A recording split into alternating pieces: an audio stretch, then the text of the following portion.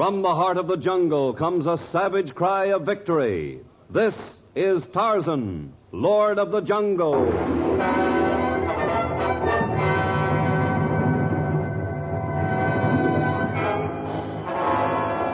From the black core of dark Africa, land of enchantment, mystery, and violence, comes one of the most colorful figures of all time, transcribed from the immortal pen of Edgar Rice Burroughs. Tarzan, the bronzed white son of the jungle. And now, in the very words of Mr. Burroughs, the story of the end of the world.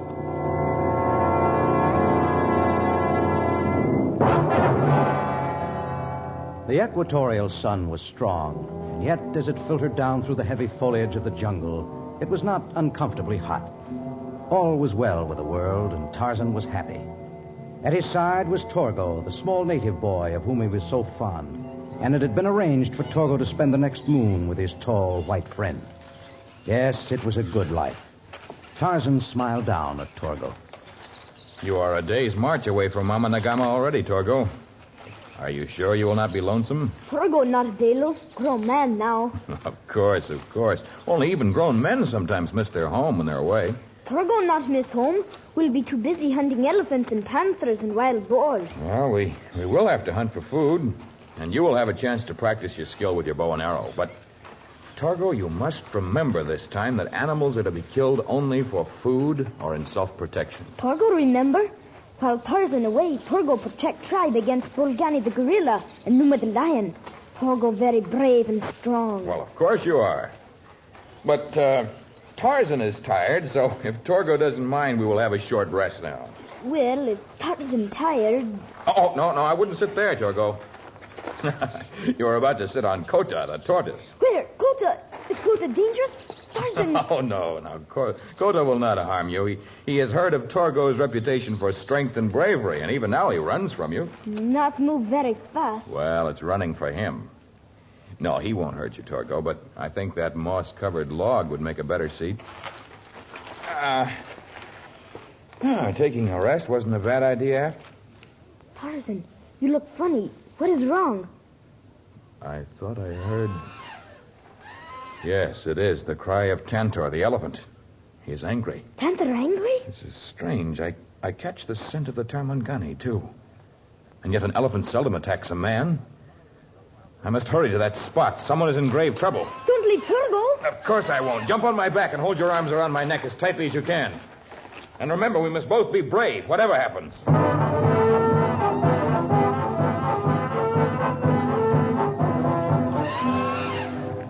With the small native boy hanging on for dear life, Tarzan streaked through the jungle.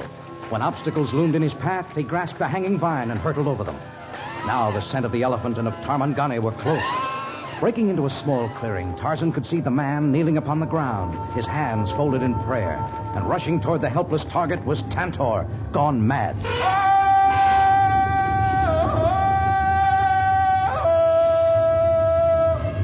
But at the sound of Tarzan's savage cry, the call of the bull ape, the elephant swerved in its path and wheeled to face a new enemy.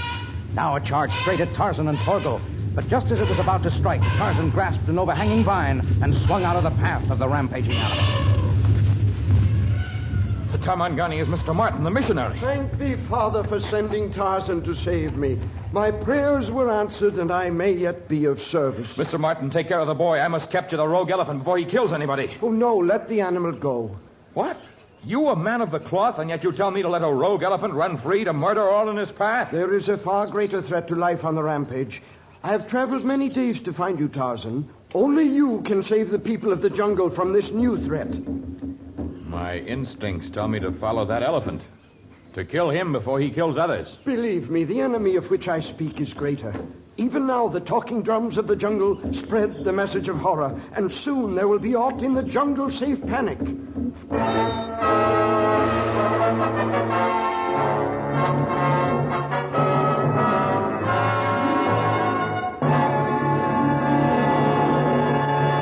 In just a moment, we shall return to our story of Tarzan.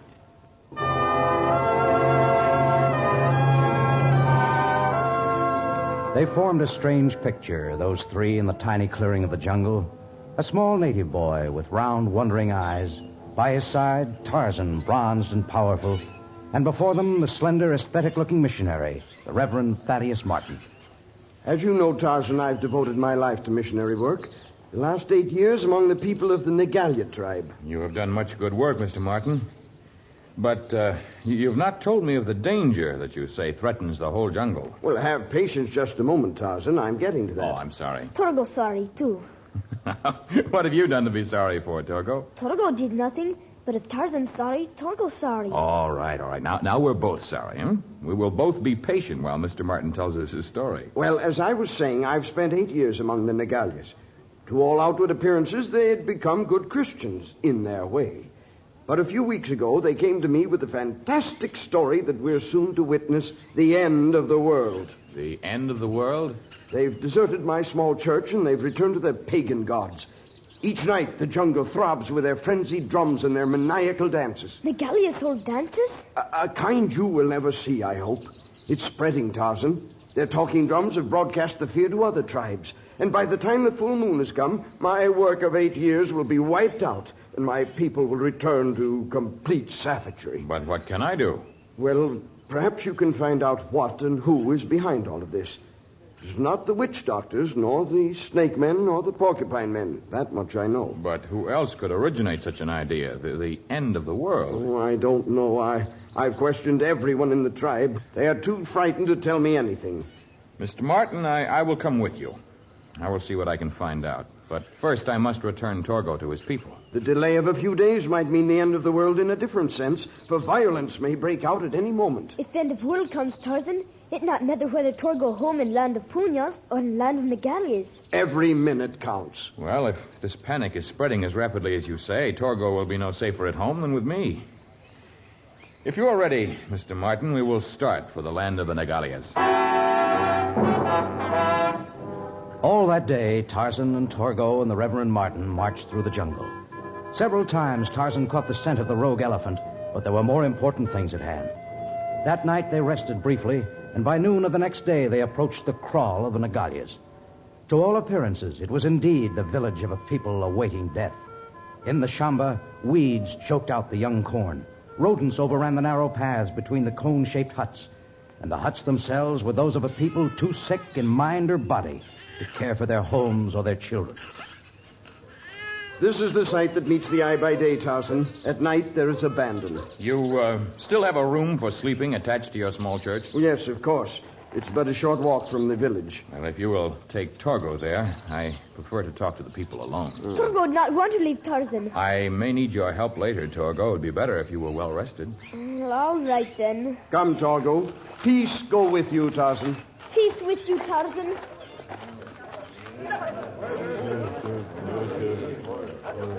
What white man want? Negalias not want white man. Wait. Not wait, and world come soon. All white men go to Lubuga, Wasa. I have no intention of going to the inferno in the near future. The end of the world is not at hand. Signs plain. End world come at full moon. Your breath smells of much Kangala, and your words are those of a man Kangala has robbed of reason. Where is your chief? Me, Sabali, chief of Negalia. What you want? I am Tarzan, lord of the jungle. I come because you spread fear through the land. This false story of the end of the world. Is true. You white men, all white men enemies. Tarzan is your friend. He takes the armlet from his arm and gives it to you as a sign of friendship. Sabali not take. Has no ornament to give in place. You speak in truth. You wear no ornament. There is hardly an armlet or nose ring or anklet among your men. What is the reason for this? Tarzan asked too many questions. Better end his world now. Wild elephant, run for life! The rogue elephant that had been stalking Tarzan's party ripped through the village with savage fury. Native huts and scattered debris filled the air. The natives ran in all directions, escaping through some fantastic miracle. And high in a tree, Tarzan watched the scene. He could not spare time even now to hunt the deranged pachyderm, for his eyes must remain upon Ugar, the one native in the village who still wore ornaments of metal. That night, when the tribe had dropped from exhaustion after hours of reveling, he saw Ugar walk from the kraal. Tarzan followed him and saw him enter a crude cabin several miles away. The Lord of the Jungle crept to a battered window and peered in. The native quaked as he stood before a white man. Well, it's about time you got here, Ugar. You expect me to stay up all night? Came soon I could. What did you bring this time? Here. Many rings, bracelets. Bunch of junk. Why didn't you bring some good stuff? Not much left in village. Already you have most. There's still plenty. You see this coin? Nadi. Now watch. I wave my hands and it's gone. So. Oh, where'd it go? The great Zaker has caused it to be no more. I am the greatest magician alive, and if you don't bring me some real stuff tomorrow night, I'll make you disappear in exactly the same way. Tomorrow night, Ugar, try bring more. What you see in crystal ball today, great Zaker? The end of the world grows close, and if you die before I make peace for you, you'll go to the land of demons. No, don't send Ugar to land of demons. Our people send you all of rings and other ornaments. Yeah, you'd better. You see this handkerchief? Nadi. What color is it? Red. Now I pass it through my hands. Green. So can I change the fate of your people. When the full moon comes, you will go to the land of your ancestors or to the land of the demons. It's entirely up to me. Now, I want every coin and piece of jewelry in the village. I'm paying you for them. How much you pay for what Ugar bring tonight? You've told no one outside of your tribe about me. No, I swear. Good. I shall pay you 10 bottles of Kangala. Here, take them. Let your chief distribute it. Go now. I go. Well, that's another tidy sum of... Don't turn around or you'll feel the steel of my knife. Who are you? What do you want? I am Tarzan. And now that I see your game, I want a great deal. Yeah, sure. We can make a deal. The same deal you're giving the natives, trading cheap whiskey for their jewelry? They get their money's worth. What do you suppose a bunch of this native junk is worth? I should say that the native junk, much of it made of pure gold and set with precious and semi-precious stones, should be worth a good deal of money in distant ports. Okay, so I found a good thing. Look, let me turn around and talk to you. I don't talk so well when I've got my back to a man. You can turn around, but my knife remains unsheathed. Sure.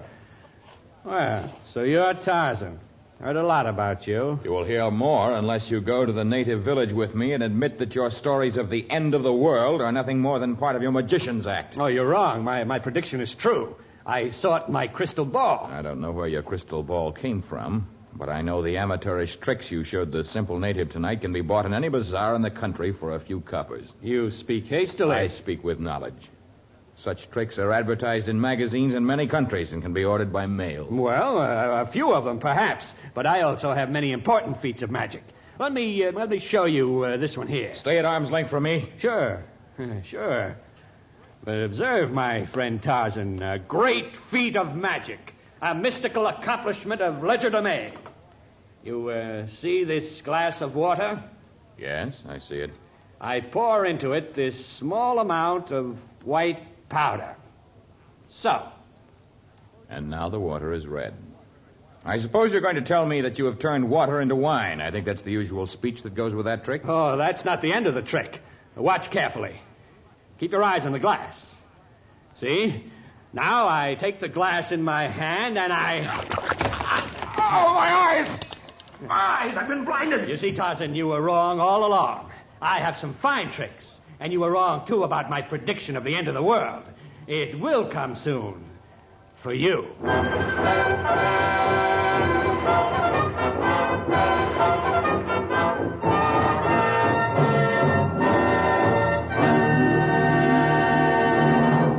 In just a moment, we shall return to our story.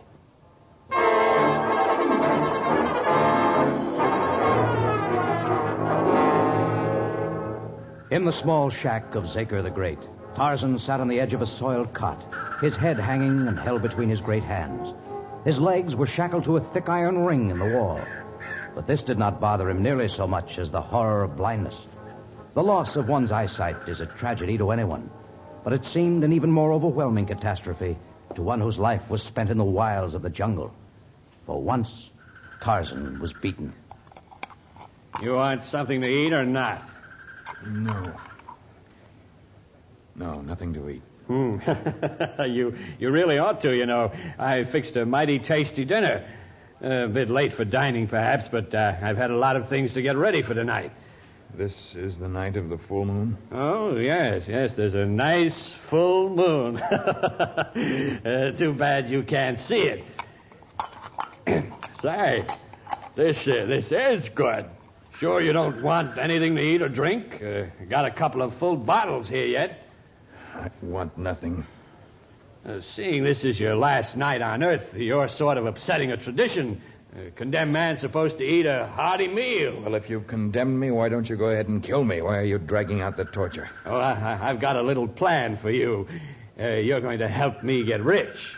I don't know what fantastic plan you have, but what good will riches do you if, as you claim, this is the end of the world? Oh, you didn't really go for that stuff. No. The natives did, though. Yeah, but they're stubborn. They still haven't told me where they got the gold they make those ornaments of. So, once again, gold is the source of trouble.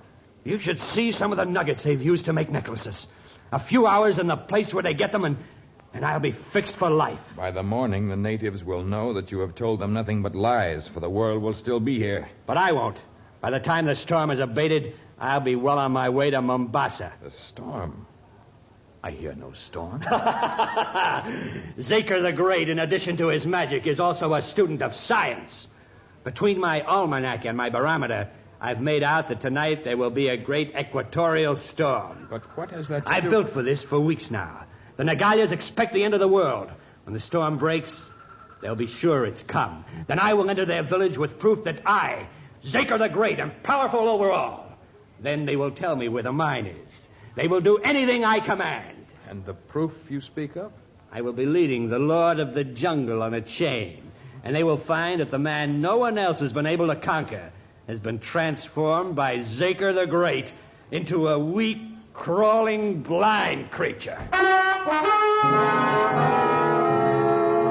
Torgo and the Reverend Martin had come to the village of the Nagalias, searching in vain for some trace of Tarzan. They could find nothing, nor could they extract any sort of an answer from the drunken, frenzied savages who danced about the tribal fire.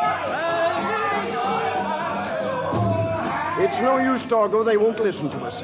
Must find Tarzan. My resources are at an end. I hate to admit failure, but Torgo not at end of his horses.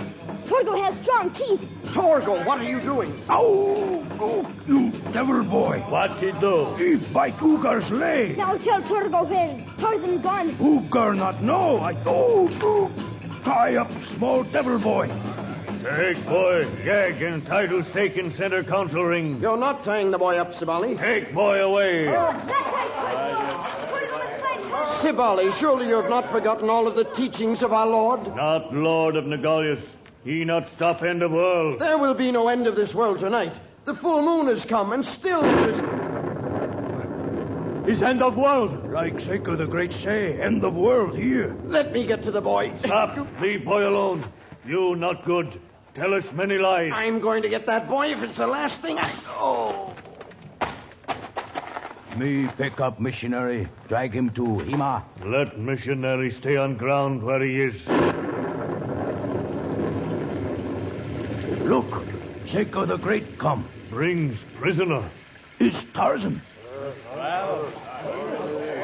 You convinced that the end of the world has come, that Zaker has told the truth? Is truth. And now I call your attention to this weak, crawling creature. Do you know him? He's Tarzan. Yes, he's Lord of Jungle. No longer is he lord of anything. I have taken his power in his sight. It is a sign. Zaker the Great has power over all of you. He will deliver you to the land of happiness, or he will send you to the demons. No, don't send to demons. Save us, save us. If I am to save you from the demons, you must have no secrets from me. Where is the gold mine? Another moment, and it'll be too late to answer. Always we swear not tell white man where gold. I warn you, unless you answer at once, you'll go to your doom like Tarzan, blind and helpless. No, not blind as Not big like Tarzan. We tell. Sibali, chief of Nagalias, tell. The place where we get gold is behind the... Hey. Hey. Wild elephant! Wild elephant! Run for life! Run! The lightning and the thunder and the screaming had brought the wild elephant to fever pitch. As he entered the village, trees were smashed as though they were matchsticks. The boma was torn aside by enormous yellow tusks. Native huts were demolished. Bodies were picked up in the great leathery trunk and then hurtled through space. Those about the council fire ran for their lives, save for a small native boy who was tied and gagged, a man of God who lay unconscious on the ground, a blinded giant, and the man to whom he was chained. And then the miracle happened. The elephant grasped Zaker in his trunk, breaking the chain that held him to Tarzan. Zaker was thrown against a huge rock, and then the mad animal charged in the direction of Torgo. Help! Help! Torgo! I should save you, Torgo! Tarzan staggered a few steps, his arms outstretched in the gesture of the blind. And then suddenly the hands came down. He grasped his knife and hurtled himself through space. A moment before the elephant reached Torgo, Tarzan catapulted at the animal, his knife rising and falling, stabbing, twisting, piercing, killing.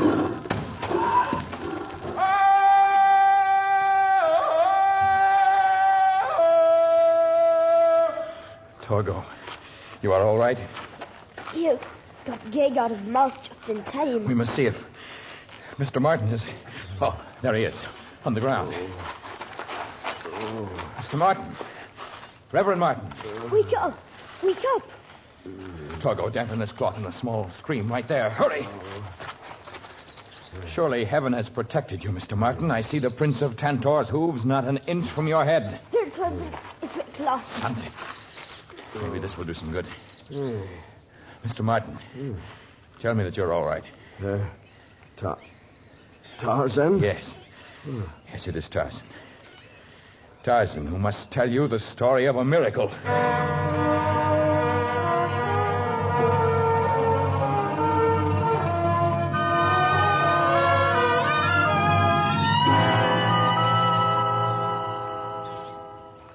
Do they come, Tarzan? Yes. Come, men of Nagalia. Your friend and teacher wishes to speak to you. I think most of them are here now, Tarzan, those who are left. Chief Sibali, men of Nagalia, once again you have been hurt by the greed and evil of a white man. But just as there are good and bad black men, so there are good and bad white men. The evil Zaker is dead. The good Reverend Martin lives.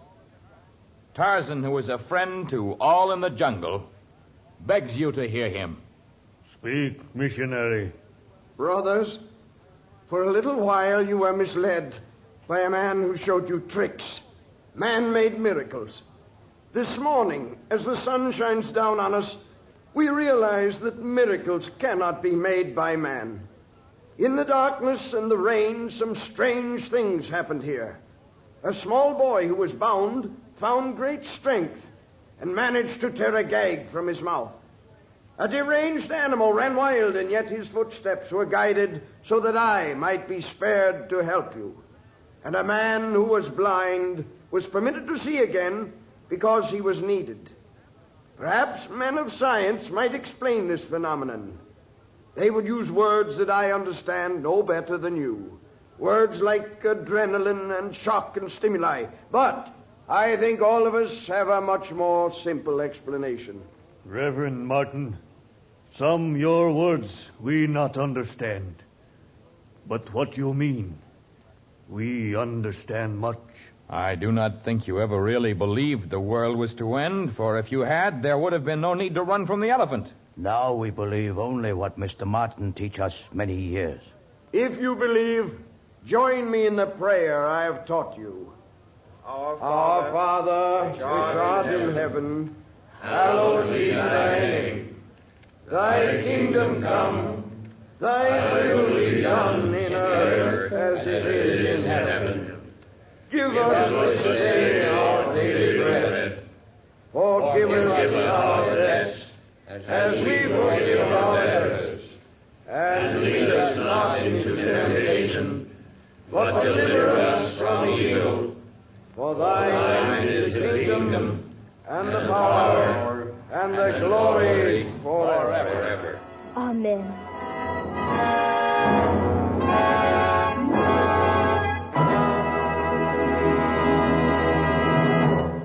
In just a moment, we shall return to tell you about our next story of Tarzan.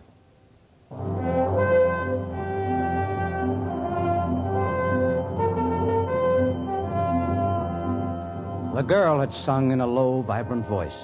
But it was not the magnetism of her song alone, but the terror in her eyes that brought Tarzan to her aid.